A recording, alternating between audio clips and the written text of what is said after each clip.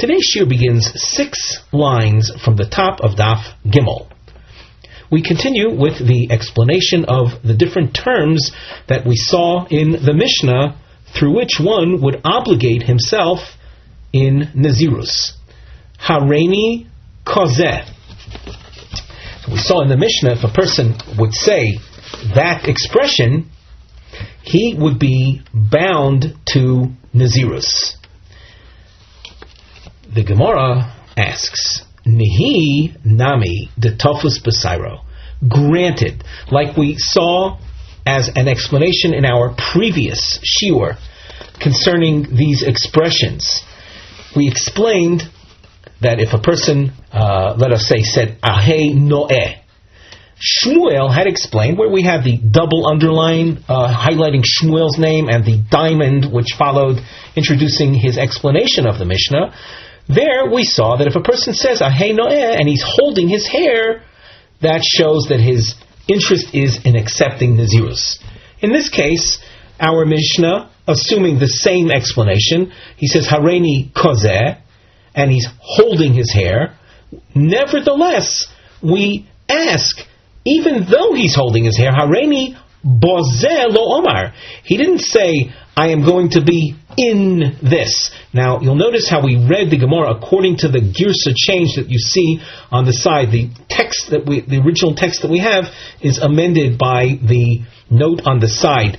Bozeh, meaning I accept to be in this. In this would be clear, but he didn't say that. The Mishnah's expression is Hareini kozeh, I am like this. So the question basically is, so what? He's holding his hair. He didn't say anything of substance. Omar Shmuel, Kagon Shehoya Nazir Oiver Lefonov. So if I'm understanding things correctly, Shmuel is pointing out, granted that he's holding his hair, but in addition to that, a Nazir is passing in front of him, and he says, Hareini kozeh, I am like this one. Things are then quite clear that he is accepting Nazirus. Hareini misalsel. We saw in the Mishnah that word leading to Nazirus. The Gemara asks, Mimai dehodain silsul sairahu. From where do you know that this silsul, that this term is a reference to hair? All he says in the Mishnah is Hareini misalsel.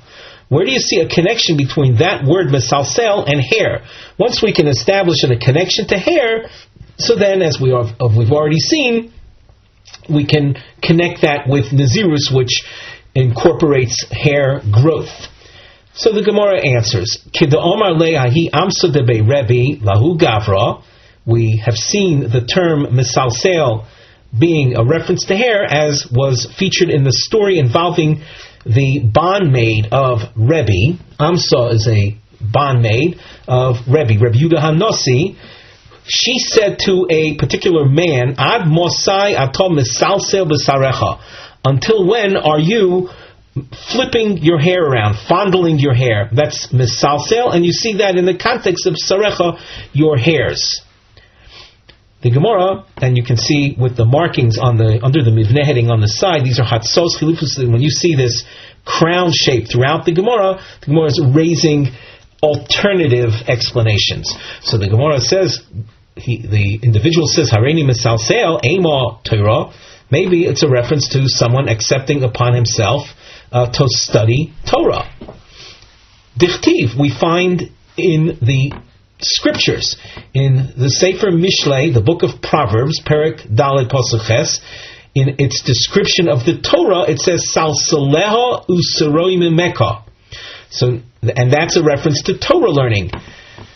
Omar Shmuel, Hacha Nami. Here too, as we've explained in the previous cases, Shetofus Besaros. You have someone that's holding his hair and he's saying Hareini misalsel. So I know that the misalsel in this person's case is related to the hair and not a reference to Torah, and hence the acceptance of Nazirus. Hareini mechalkel, another expression we saw in the Mishnah, leading to the acceptance of Nazirus. The Gemara asks, Mimai dehodain kilkul sairohu. From where do you know that the word mechalkel or kilkul is a reference to hair? Answer, kedisnan. as is taught in Maseches Shabbos. Maseches Shabbos deals, amongst many details of Shabbos, the laws concerning carrying items from one domain to another. And in that context, a substance called sid. Sid sometimes is translated as lime. Whatever the case is, it's used as a depilatory, as a hair removal ingredient. So in terms of carrying an amount on Shabbos, it has to be an amount of, we'll say, of significance. Maybe a minimum amount, but the minimum amount of significance would constitute a Shabbos violation if you carry the substance from one domain to another, from a private domain into a public thoroughfare. So when it comes to sid, Rabbi Yehuda Omer Kedei lo sud kilkul. The Omar Rav, and Rav explains bas tzidah, hair growing from one's temple. So we see from here the term kilkul in the context of hair removal. Hence, kilkul or mechalkel has to do with hair. Alternative explanation, a question suggesting an alternative ema mezinani. When a person says hareini mechalkel, maybe he's accepting upon himself to support the poor. Kidechtiv, as the pasuk says, "Vayechalkel Yosef es aviv esoch echov." Yosef in Mitzrayim, he was the viceroy, descended to Mitzrayim, and ended up supporting his father and his brothers that also followed him to Mitzrayim. So the word mechalkel can refer to the support of the needy. Omar Shmuel hachanami shetofus b'saru. Here too, he is saying hareini mechalkel while holding his hair. So I know, combining words with action, that he is mechalkel is a reference to hair, and hence he's accepting upon himself nazirus, which involves the requirement of growing one's hair during the period of the nazirus. Harei olai l'shaleach pera. Harei ze Nazir. Another expression featured in the Mishnah where one accepts nazirus if a person says that it is upon me, I accept upon myself l'shaleach pera. Mimai dehodein shiluach. From where do you know that the word shiluach, ribui, who has to do with growth? Right now we're assuming that the word pera is a reference to hair, so the expression harei olai l'shaleach pera means I am accepting upon myself to have my hair grow. Once again, as a Nazir. So where do we see the word l'shaleach referring to growth? Dichtiv, the pasuk says, Shalachayech pardes rimonim. So Shalachayech is, in this context, a reference to the growth of the fruits in a pomegranate orchard. So pomegranates, rimonim, they grow in a pardes, and Shalachayech then is a reference to their growth. Ema, maybe, again, also an alternative suggestion, Ema midi davuri, maybe l'shaleach means to remove davuri. There's a Tosfos, third Tosfos from the top of the page. You can see at the end of the line there's a squiggle underline after the first narrow line of the Tosfos. Ve'ema midi davuri hu shekibel olav ligaleach lavir hasear lichishi yigdal. Maybe what this person is vowing is to remove his hair as it grows. Kidechtiv, and support for this suggestion is from the following pasuk: V'sholeach mayim al panei chutzos, and this has to do with the flowing of the water rushing by and clearing away things as it flows with the flow of the water. So maybe hareini l'shaleach, harei olai l'shaleach pera means removal. The Gemara responds, Tana pera yolif. The Tana is a bit of an explanation, a lengthy explanation on this in the Tosfos. He says that the word Tana is not a reference necessary to our Mishnah, but to a Mishnah in Maseches Sanhedrin. And there, the Tana learns Pera Pera Yolif. He uses a word comparison. Ksiv Hacha, in here it says, with regard to Nazir, Kodeshia Gadel Pera. Uksiv Hasam Gabi Kohen Hedyot, referring to the laws of a common Kohen. A common Kohen is required in order to serve in the Beis HaMikdash that he has a haircut of hair growth that is no more than 30 days. In other words, we'll say every 30 days a Kohen Hedyot has to take a haircut, and only then could he serve in the Beis HaMikdash. So it says in the context of a Kohen Hedyot, Ufera lo yishalechu. So that you see the word by Nazir, you see the word Pera, and you see by the Kohen Gadol, by the Kohen Hedyot, Pera lo yishalechu. That means that he's allowed to have his hair grow, but not more than 30 days of hair growth. A more elaborate explanation of this point in the Gemara you will find in the Rashi that we will learn together. The first line under the Gemara text, Tana Pera Pera Yolif. The Tana learns a Gezerah Shav, a word comparison using the word Pera. Ksiv Hacha ben Nazir Gadel Pera, Uksiv Gabi Kohen Hedyot Ufera lo yishalechu. In both contexts, by the Nazir and by the Kohen Hedyot, by the common Kohen, you find this word Ma Pera Dichtiv Gabi Kohen Hedyot Lishno de Riboihu. Just like the word Pera in the context of the common Kohen is an expression indicating hair growth. Kidamrino b'Pera Kohen Gadol Pera lehevei ad shloshim umirba lo lirvi tvei mishloshim. The law regarding the common Kohen is that his hair can grow to being Pera. Now, obviously, we're using the word that we need to define, but nevertheless, you'll appreciate this. The hair is allowed to reach Pera, which means a 30-day growth of hair. However, not more than that. The Gamrinon lay minozir. This idea of 30 days by the Kohen Hedyot, interestingly enough, is learned from Nazir. Dichtiv Bey, regarding Nazir, it says, you see the word Yihiyeh, and that's spelled, as you can see, a Yud and a Hey, and again a Yud and a Hey, and the numerical value, V'yeh b'gematria hachi have, the numerical value of those four letters equals 30. Yud is 10, Hey is 5, and again, another 15 equaling 30. So by Nazirus, we know that the minimum amount of Nazirus, if a person accepts Nazirus without qualifying how long he wants to observe it, it's 30 days. So Av Gidol Pera Ha'omur Gabi Nazir Gidol Seir Hachi Have.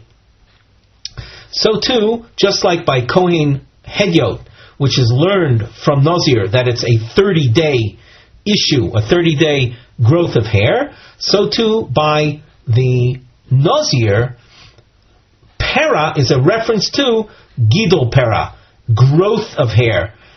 The Hochi Mashma, and the understanding then of Harei Olai L'Shaleach Pera is Shianichenu Legadel. I will allow the hair to continue growing ad shiavu l'chlal Pera, until it reaches Pera, Shein Shloishim, which results in 30 days. So we take the word that you find by Nazirus, meaning 30, and applying that to the Kohen Hedyot, indicating that his hair growth is up till 30 days, and then we go back to Nazir, where we see the expression of Pera as well, and hence Harei Olai L'Shaleach Pera means I accept upon myself hair growth till up for a minimum of 30 days. Rashi goes on with an interesting comment. He says, even if you want to go back to the original suggestion of the Gemara, that shiluach means removal of something, even with that, there really is no longer any difficulty. The understanding of the example of the Mishnah, Harei Olai L'Shaleach Seir L'Chlal Shloishim Shei Pera de Nazir. the bein pera the Nazir bein pera the kohen hedyot eino pchusa mishloshim. So what the person is really saying is, I'm accepting upon myself a hair growth of pera, which I will then remove. But when will it be removed? Only after it reaches 30 days of growth. So even, as we said, the idea of shiluach, meaning removal, does not contradict the conclusion of the Mishnah that Harei Alai L'Shalech Pera means acceptance of Nazirus, which is a minimum of 30 days. We continue in the Gemara. In fact, the word of the pasuk v'shalech mayim al pnei chutzos means growth. Dekad mashkin le'mayo lepiro v'ravi. As water flows, it waters the plants, the fruit growing by it, by the water side, and hence you see the watering of fruits leading to their growth. So sholeach mayim al pnei chutzos can very well itself mean growth. And hence, harei olai l'shaleach pera, we see two psukim now, shlochayach paris rimonim and v'shalach mayim al pnei chutzos, leading to sholeach, meaning growth of hair in our case, indicating Nazirus. The Mishnah also said harei olai tziporim, a person accepts upon himself birds. Rabbi Meir Omer Nazir, that is a tantamount to acceptance of Nazirus. The Chachamim Omrim Eino Nazir, the Chachamim disagree and said it doesn't result in Nazirus. My time of the Rabbi Meir, what is the basis of Rabbi Meir saying that one who accepts upon himself birds, he becomes a Nazir? Omar Reish Lakish, and this marking, the bow tie that you see featured on the side under the Mivneh, Shuvos L'Shil, my time of the Rabbi Meir, the Omar Re'alai Tziporim, Havi Nazir, explanations of how does Rabbi Meir see in this expression, Areolai Tziporim, the acceptance of Nazirus? We have Reish Lakish as answer number 1, and at the second line from the top of Amud Beis, you see again a bow tie marking. So, Omar Reish Lakish, Tziporim, Smuchim, L'Seyar, Kibel, Olav. When he said Areolai Tziporim, he's indicating that I'm accepting upon myself birds that are in the proximity of hair. Now that sounds quite obscure at this point. If we look in the Rashi, toward the end of the Rashi, column 6 lines from the bottom, where do we find birds near hair? And Rashi quotes the pasuk that we'll see very shortly in the Gemara, Adi Sarei Kenishrin Rovo Tefroi Kitziporin.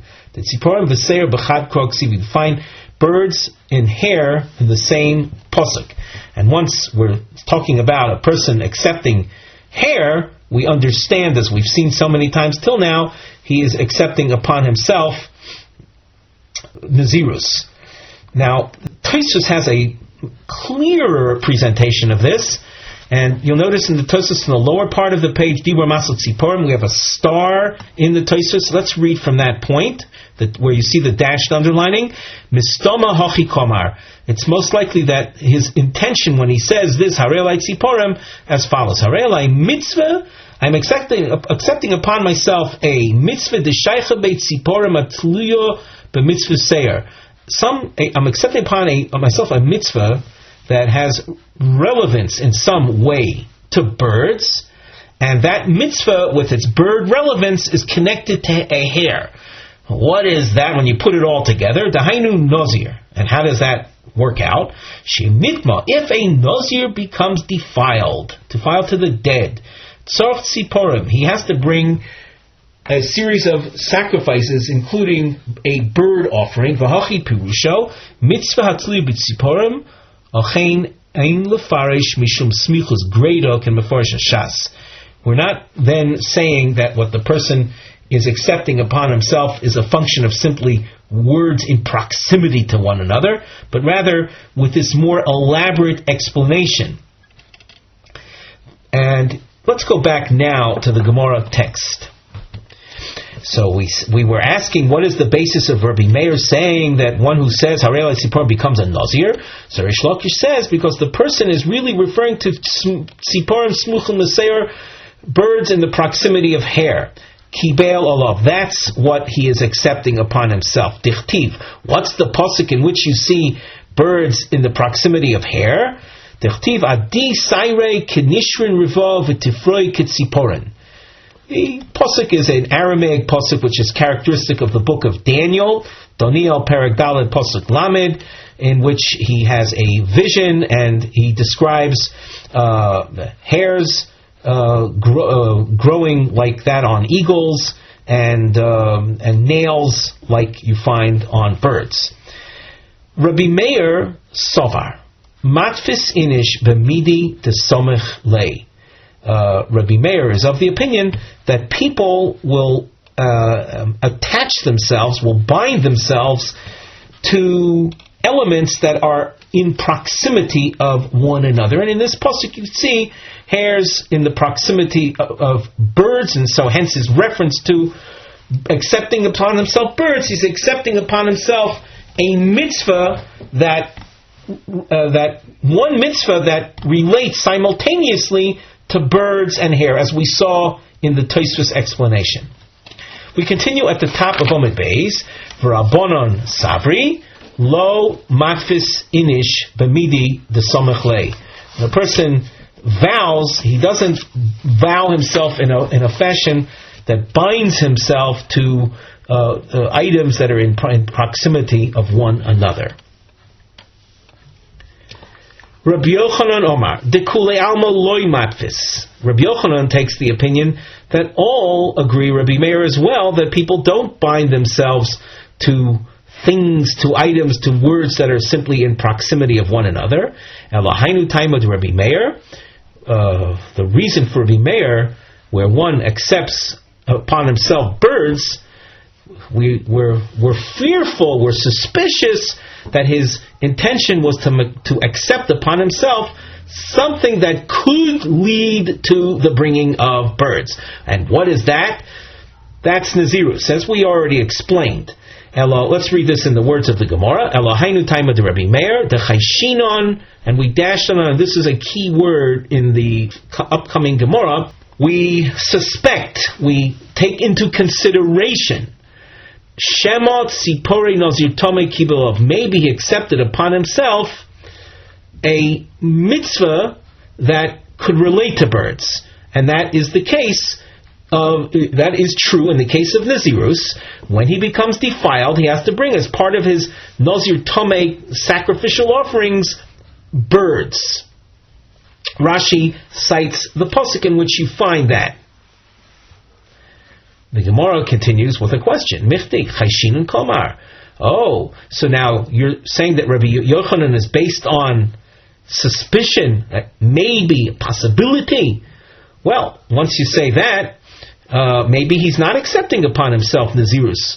Maybe he's accepting upon himself something else. And you'll notice we have triangles.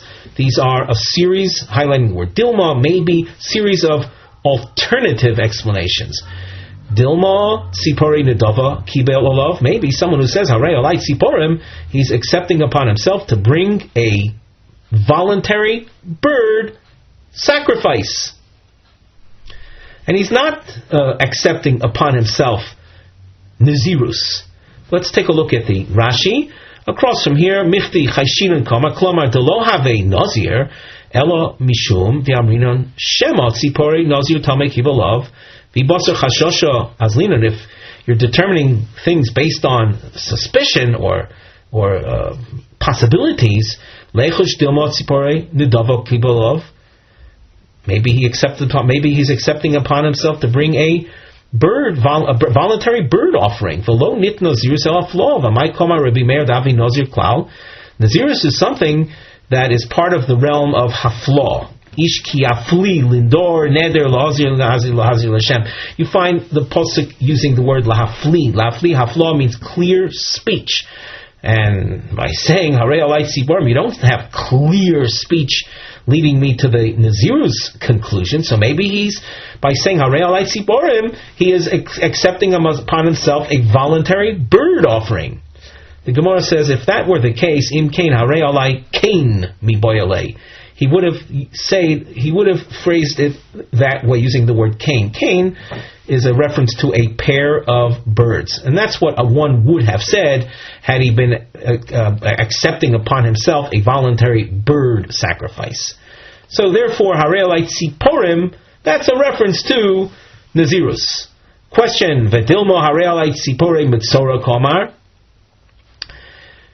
Granted that he's accepting upon himself something that's bird-related, and it's explained by Rashi that this question is a question that is raised against Rabbi Yochanan and Reish Lakish. Maybe the person, by saying, alright, Tziporim, is someone accepting upon himself to bring the bird requirements of a Mitzora. A Mitzora is a person that experiences Nigoyim, and at the conclusion of the Nigoyim, the Tzoras period, birds are brought as part of his Mitzora requirements. And maybe this speaker, when he says Harei Tziporim, he's committing himself to bringing birds for a Mitzora. The Gemara responds, Kagon Shahoya Nazir Oiver Lofanov. When the person was saying Harei Tziporim, he wasn't saying so in a vacuum. He was saying so while a Nazir was passing in front of him. Question: V'dilma Nazir Tomei Lefotrim in Korbanos of Komar. Maybe the speaker intended to accept upon himself the bringing of the bird offerings required by this Nazir, who was a Nazir Tomei that was passing in front of him, and his whole intention was to bring on his behalf, to buy for him his bird korbanos, but not that the speaker was accepting upon himself Nazirus. The Gemara answers, well, what the Mishnah was talking about is Kagon Shea Nazir Tor Over Lofanov, that a Nazir that was not defiled was walking in front of him. So a regular, undefiled Nazir passing in front of him, and the speaker saying, Harei Alai Tziporim, we conclude that he is accepting upon himself Nazirus. My Binayu. And here, in order to appreciate this question, we look at the Rashi. Rashi in the lower part of the narrow lines, My Binayu. What is the difference between the Rabbi Yochanan, between the Reish Lakish, whether you accept Rabbi Yochanan's approach or Rabbi Reish Lakish's approach? Lo mitzvah shmaitze. We don't explain. We can't explain our sugya, our topic. Ela kigoin shenazir torah v'lefanov. It must be a case where an undefiled Nazir is walking in front of them. Mishum de'islei lemifrach bo kol hani piruchin. The questions that we raised, as we indicated before, these were questions against both Rabbi Yochanan and Reish Lakish.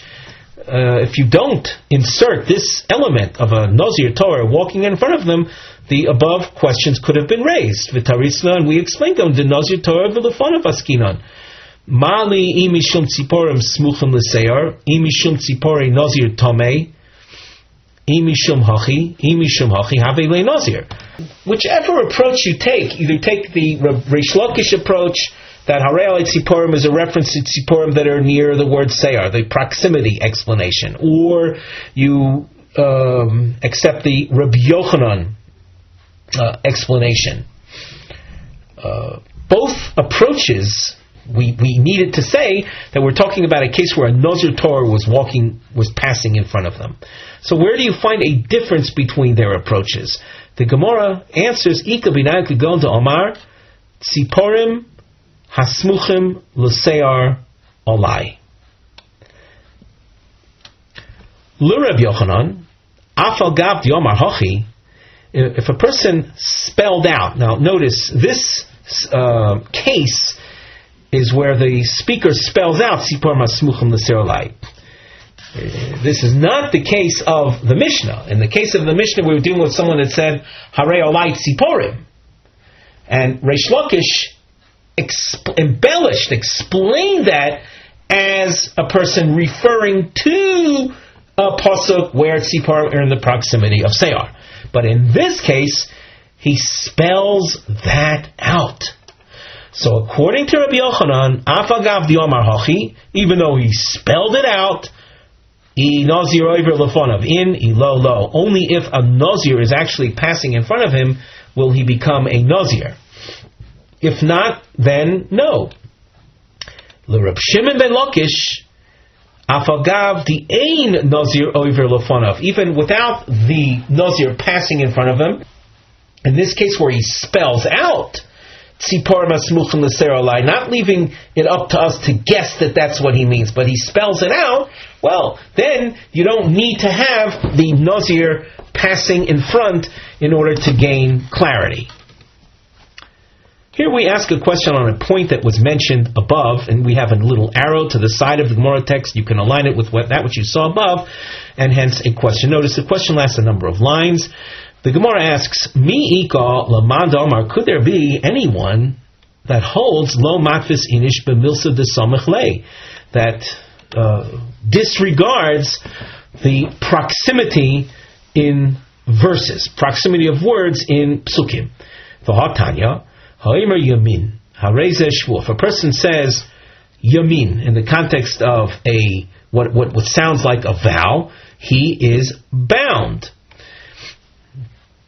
An example would be if a person says Yamin shelo ochal ki karzeh. Imagine a person says that. He says Yamin. We haven't explained the word yet, but he says Yamin, that I will not eat this bread. The source we just read in the Gemara indicates that's an oath. My timer. How do you see that the word Yamin is a reference to an oath? Lav mishum dechsiv vayorem yaminoi usmoila al shamay veishava b'chai ha'olam. So you see in this pasuk the word yamino together with the word vayishava, indicating yamin means an oath. So how do we come to that conclusion? By proximity. The Gemara says amri lo. That's not how we come to that conclusion. Rather, mishum diyamin gufei ikri shvur. The word yamin itself means an oath. It's not that we define yamin through its proximity to another word, to the word vayishava. But the word yamin means a shvur. The sanya, minayin lo imer yamin shehi shvur. From where do you know that one who says yamin, as we said, yamin ki karzeh alai, if he were to say such a thing, that would mean he is accepting upon himself a vow. For example, yamin shelo ochal ki karzeh. He vows not to, he yamins, which means vows not to eat this bread. From where do you know that that's the case? Shenemar, nishba Hashem bi yamino. Uminayin lo imer smoil shehishwan. From where do we know that if a person were to say, smoil, shelo ochal ki karzeh, that also is an oath. Shenemar, the pasuk continues to say, ubezroa uzo. And the Meforshim explain that this is a reference to tefillin. In other words, you have here, according to Rashi, there's a contrast between the word yamin, and in the same pasuk you see ubezroa uzo, yamin meaning right, but we're explaining further it means an oath, and in contrast, bezroa uzo, that would mean left, and Rashi points out that the Gemara in Brachos, in response to the question, from where do you know that the Almighty lays tefillin? And this pasuk is quoted.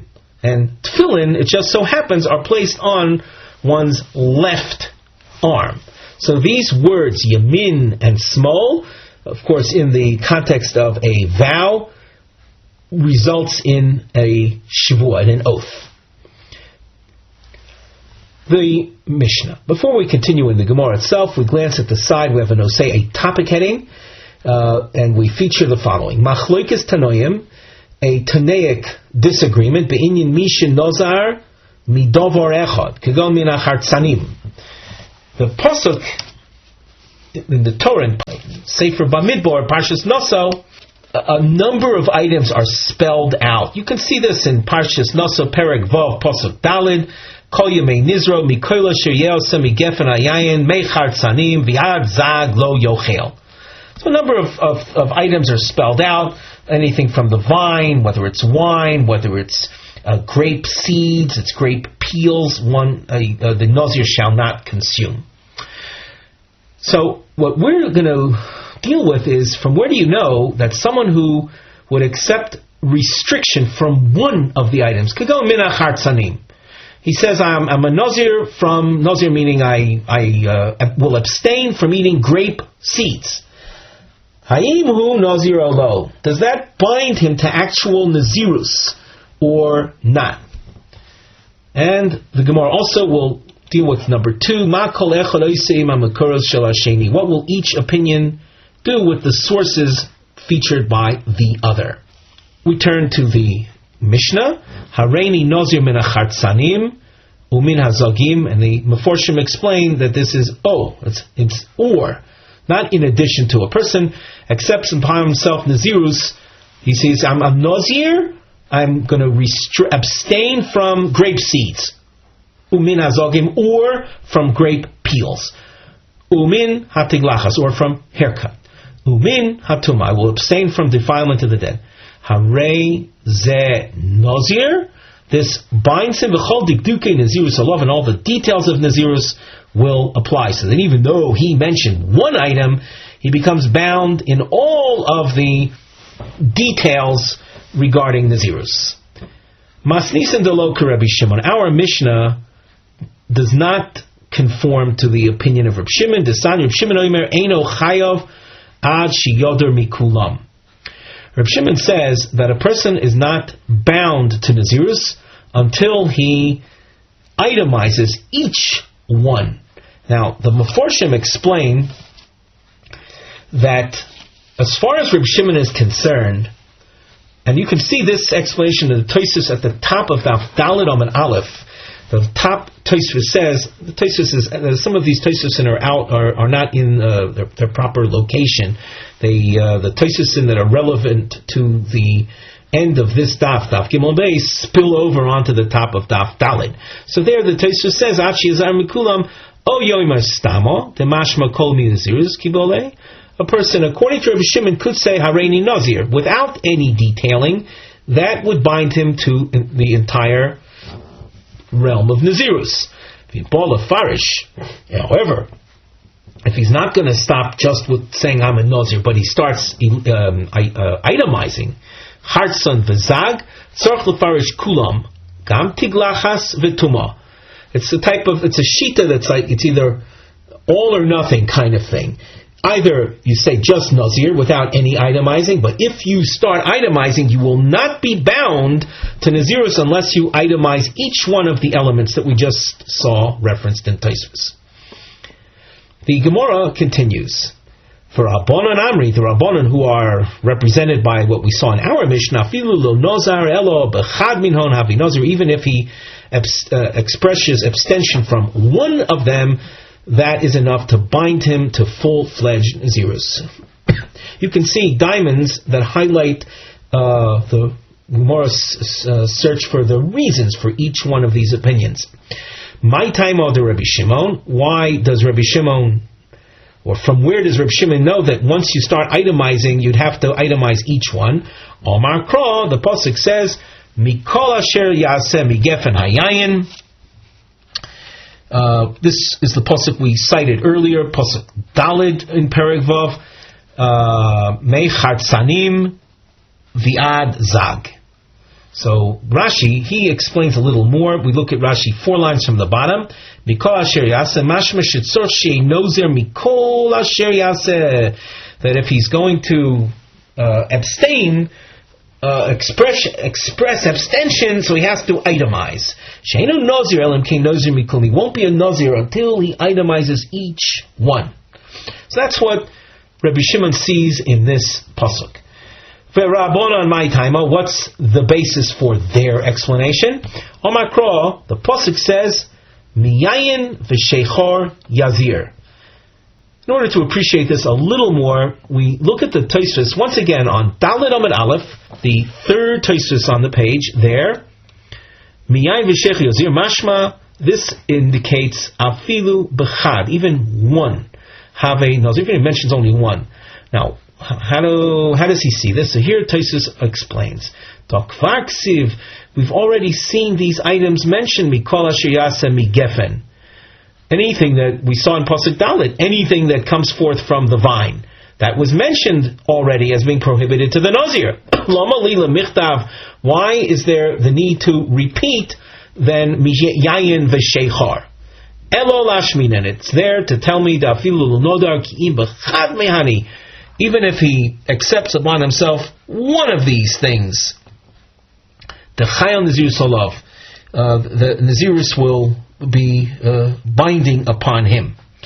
Vafilu kishabol faresh, even if he tries to itemize or attempts to itemize, one is enough. The hacha in this pasuk of miyayin v'sheichar, hartzen v'zag lo ksif. We don't find the other items specified. We now continue with Rabbi Shimon. What does he do with that pasuk? For Rabbi Shimon, nami hoksiv miyayin v'sheichar yozir. Rabbi Shimon, who spoke about the need for itemizing, without which you're not bound, does it not indicate in this pasuk that mentioning even one item is binding? The Gemara answers, Hahu miboya lei. Rabbi Shimon needs this pasuk of miyayin v'sheicha yazir le'asor yayin mitzvah ki yayin harashus. Here we'll translate that through Nazirus you are prohibiting yourself from wine that otherwise would be incumbent upon you to drink, just like the prohibition from drinking optional wine. The next piece of Gemara I must point out is the subject of great discussion in the commentaries, so we'll be following the approach taken by the Rabbeinu Tam that you find in the Tosfos again on Daf Dalet Amud Aleph, toward the latter part of the Tosfos Dibur Maslo Maihi. So that's just to know where we're coming from in our explanation. We also have some markings, and you notice the Gemara, after saying that he needs the pasuk, Rabbi Shimon uses the pasuk of the Rabbanan Yayin v'sheicha yazir to tell me the isur of Yayin mitzvah, just like Yayin rishus. And now the Gemara asks, Maihi, what are you referring to? We have a bracketed section.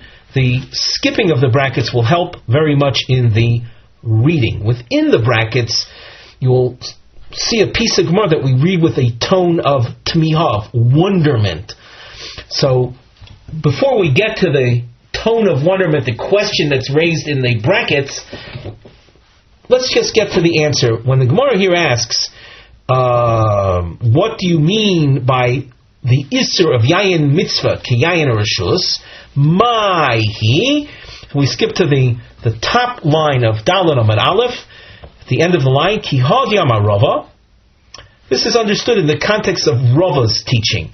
Shvua she'eshteh, a person swears that he will drink wine. V'chozer v'yomer, and then he says, Hareini Nazir.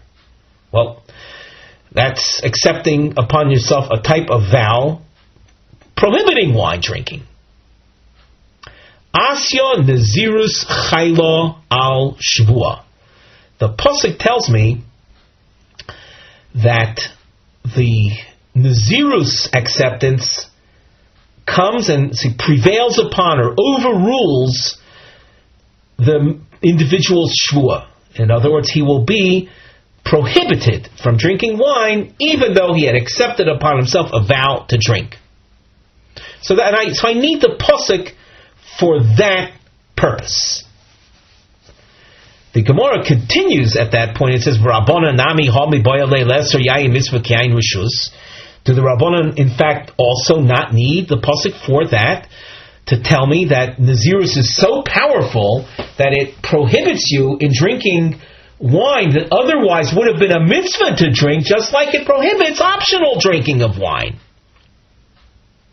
The Gemara answers that you're right. The Rabbanan do use the pasuk for that.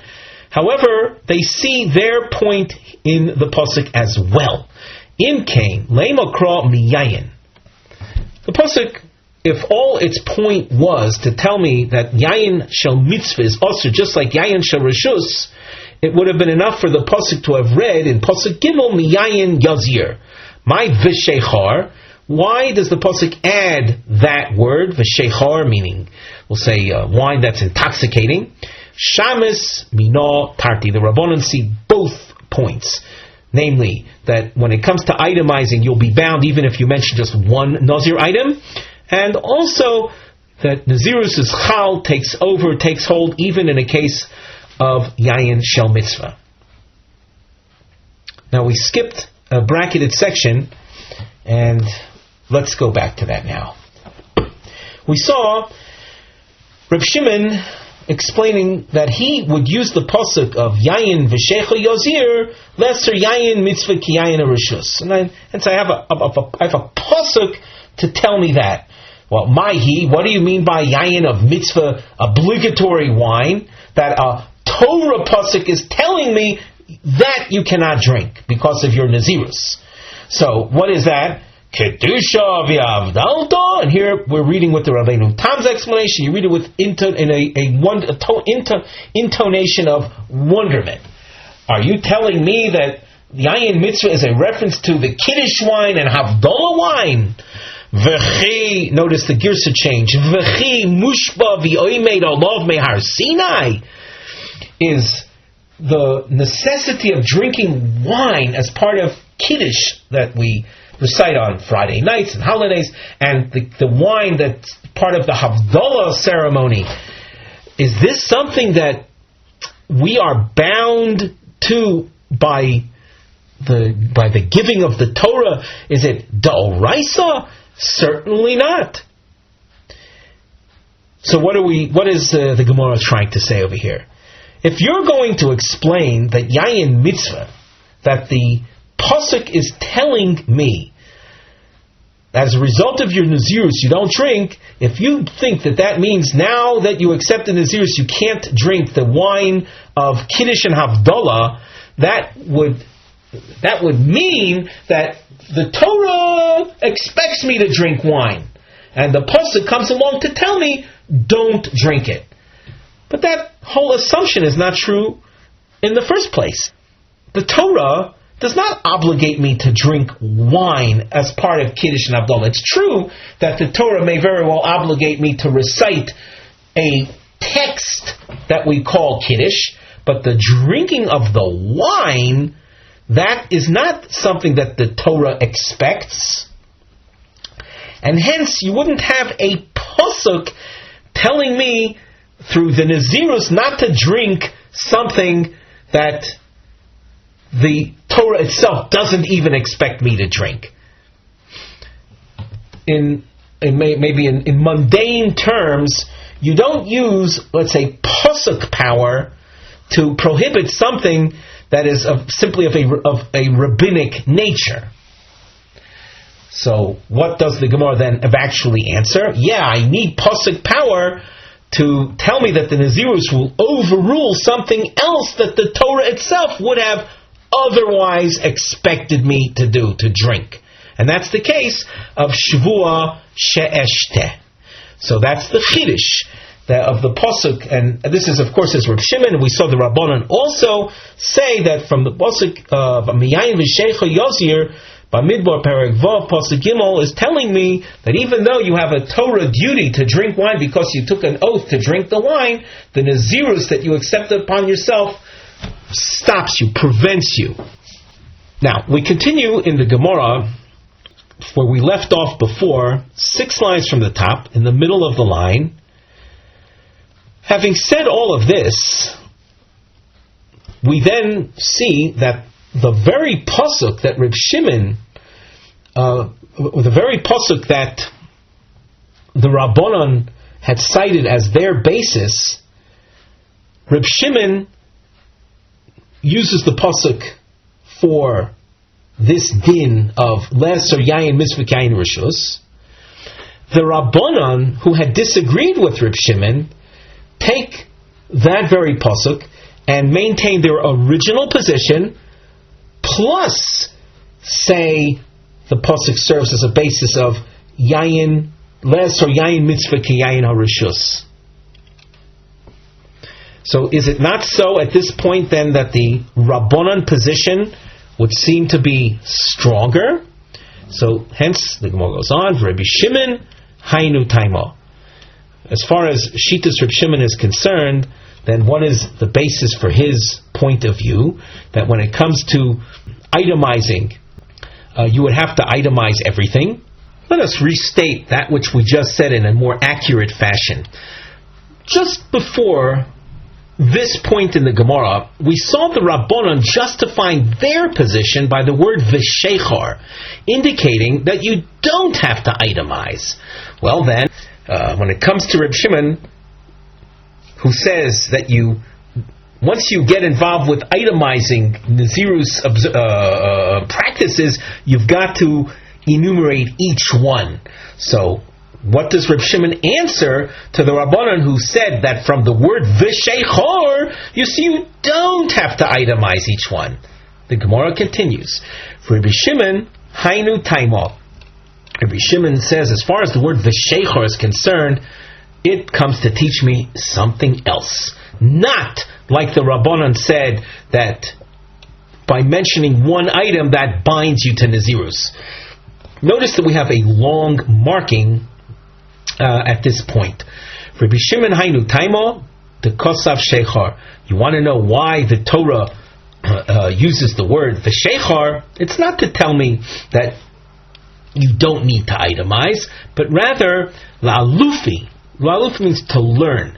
La'alufi sheichar lemikdash, to create a word comparison from the topic of Nazirus to the topic of Kohen priestly service in the Beis Hamikdash while intoxicated. Now, first of all, just realize that it's prohibited for a Kohen while intoxicated to serve in the Beis Hamikdash. But what are the guidelines? What are the parameters of this? And the Gemara explains. Dichtiv Yayin v'sheichar al tesht ata v'necha itoch. That is the pasuk in Vayikra Perek Yud pasuk Tes, where the Kohanim are warned not to consume yayin v'sheichar before entering and serving in the Beis Hamikdash. Ma gabi Nazir yayin hu delitzar v'shar mashkin lo. A Nazir is known to be prohibited from wine. He's not prohibited from, let us say, from liquor. Wine is that which a Nazir is prohibited from, but other beverages he is not prohibited from. Av gabi mikdash nami. So too when it comes to the Kohen restriction in serving while intoxicated, yayin hu delitzar v'shar mashkin hamishtakrin lo. The prohibition in the pasuk is a prohibition that is limited to wine. That a Kohen who became intoxicated through the drinking of wine shall not serve in the Beis Hamikdash. But if he became intoxicated through some other beverage, that is not what the pasuk is prohibiting or warning against. And this approach, this limited restriction upon Kohanim, is to the exclusion of the opinion of Rabbi Yehuda.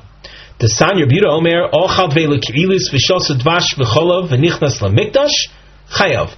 Rabbi Yehuda says if a person ate this type of fig, dveilo kilis is a type of fig, ki'ilis figs, drank honey and milk, this brings on intoxication. And according to Rabbi Yehuda, if one was Ochal Velikilis, Shosat Vash V'cholav, and entered the Mikdash and served, Kohen entered the Mikdash after having consumed that and then served, he would be Chayav. He would be in violation of the Torah warning not to do so. We here, Rabbi Shimon is coming along and telling us, well, my opinion is not like that of Rabbi Yehuda, and that the Torah restriction is limited to wine. And how do I know that? Because I see the word sheichar in the context of Nazir and the word sheichar in the context of the Kohen prohibition. And just like Nazirus is limited to wine, so too the Kohen prohibition of serving while intoxicated is limited to intoxication through wine only. Now we have this trapezoid or volcano-shaped marking that was featured above in our Mivneh heading, and we wrote over there, Shnei Efshorios, Ma lo mi Rav Shimon miyayin v'sheicha Yozir. Two possibilities as to what Rabbi Shimon learns from the pasuk of Yayin v'Sheicha Yosef, which happened to be the pasuk that the Rabbanan cited as their source for the non-need or limited itemization resulting in acceptance of Nazirus. So Reb Shimon will learn from that, Nazirus chal al misha nishba she'eshte yayin. Number 2, Shalo Eshte Yayin. The second approach, the one we're about to learn, is quite different from the approach in number 1. In approach number 2, we will see a person vowed not to drink wine. And after vowing not to drink wine, he accepts upon himself Nazirus, which also is abstention from wine. Our note continues, V'lamrot, and even though Sheba'almo Reb Shimon Soiver Ein Iser Chalal Iser, that when one is prohibited, one is restricted from something, a second restriction cannot be superimposed on a pre-existing restriction. And after someone swore not to drink wine, I would have thought that the Nazirus vow doesn't take hold. Kamash Malon, this pasuk of Yayin v'Sheicha Yozir comes to tell me that the second vow takes hold. In other words, he vowed not to drink wine. He accepts upon Nazirus also not to drink wine. Then he goes ahead and drinks wine. The chiddush here is that he is in violation of 2 sins. Even though in general, according to Rabbi Shimon, Ein Isur Chalal Isur, once something is prohibited, it can't become more prohibited. And if you violate one prohibition, that's all. You're not going to be in violation of a second prohibition. We'll see an illustration of that when we get into the Gemara. In this case, with regard to Nazirus, Nazirus represents, even according to Shimon, a second prohibition that sets in. Now, the Gemara. Rabbi Shimon, before we go further, I know sometimes we can lose sight of the forest for the trees. What we're trying to do in the Gemara is we're giving a second explanation as to what Reb Shimon learns from the pasuk Yayin v'Sheicha Yozir that the Rabbanan had used for their position. So, Iboy Yasema, Rabbi Shimon, Lesley, Isur, Chalal Isur. Rabbi Shimon in general, and we're adopting the explanation you can find in the Tosfos to explain this Gemara, that in general, Rabbi Shimon disavows the concept of Isur, Chal al Isur. Desanyan, where do we see an illustration of that? Rabbi Shimon Omer, Ha'oichel nevela b'yom HaKippurim. If a person ate prohibited meat, nevela is meat that was not slaughtered. An animal died before Yom Kippur, and now Yom Kippur sets in, and you eat that meat. Before Yom Kippur set in, the meat was already usur. It was usur as the isur of nevela, the Torah prohibition of consuming unslaughtered meat. Yom Kippur is a day in which one is prohibited to consume food. What happens if a person ate this nevela on Yom Kippur? Lo and behold, Reb Shimon says, Potter, you are exempt from having violated Yom Kippur. What does this mean to us? Once something becomes usur, it can't become more usur. It was usur before Yom Kippur as nevela. It can't become now usur also as food prohibited to eat on Yom Kippur. Therefore, when you eat nevela on Yom Kippur, you're not said to be in violation of Yom Kippur. So what's the point? We see that Reb Shimon holds in general, Ein Isur Chalal Isur, that once something is prohibited, it can't become more prohibited. Comes along Yayin v'Sheicha Yozir and tells me that if a person had sworn not to drink wine, and he then vowed to accept upon himself Nazirus, also wine restriction. And then he goes ahead and drinks wine. Rabbi Shimon will concede that in this case, he is in violation of two offenses. One, violating his original vow not to drink wine, and two, his violation of the Nazirus that he had accepted upon himself. Now, Ularabbono Nami Hoksiv, and at this point, the Gemara asks concerning the Rabbanon who said that when it comes to itemizing and Nazirus obligation, by itemizing even one element, that binds you to Nazirus in its entirety. Is there not Reb Shimon's pasuk? Nami hoksiv mikol asher yaseh migefen hayayin, and it went on to say mechartzanim ve'ad zag. That was Reb Shimon's pasuk indicating that if you're going to start itemizing, you're not going to be a Nazir unless you mention all of the elements of Nazirus. What do the Rabbanon do with that pasuk? Amri loch Rabbanon Hasam limeid al isurei Nazir shemitztarfim ze im ze. The Rabbanon learned from that pasuk the following: that one will not be in violation of Nazirus unless he consumes a minimum amount of, let's say, an olive quantity of that which is prohibited. Let us say he would have eaten a half olive quantity of grape seeds and a half olive quantity of grape peels.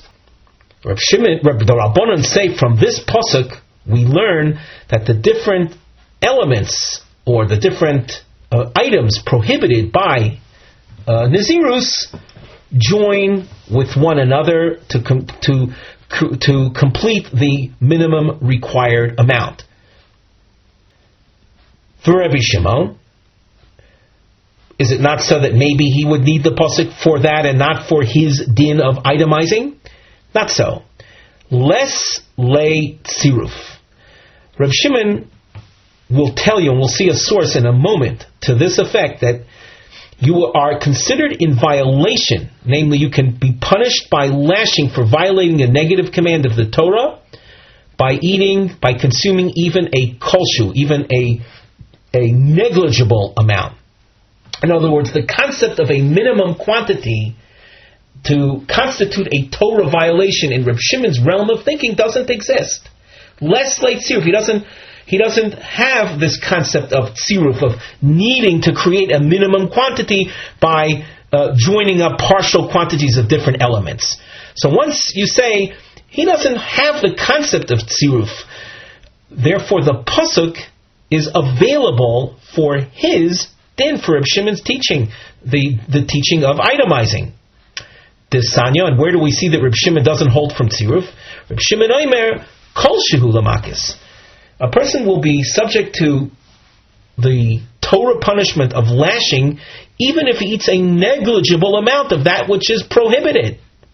So if a person eats, let's say, nevela or treifa or many other prohibited items, and he eats a mere speck of it, he will be guilty of receiving lashing. Lo amru kezayas elal inyan korban. The concept of kezayas, the concept of eating an olive quantity, that has relevance only with regard to the obligation of bringing a sacrifice. So, for example, if a person consumed unwittingly a chaylev being a prohibited substance from animals, and he ate an olive quantity of that unwittingly, he would then have to bring a sacrifice. Less than that, if he did so unwittingly, so he would not have to bring a sacrifice. If, however, he ate less than an olive quantity of whatever forbidden substance knowingly, he would be subject to malchus. We have provided on the side of the Gemara a chart indicating what does each one, the Rabbanon and Reb Shimon, what does each one learn from the various psukim that we've cited in the course of this Gemara.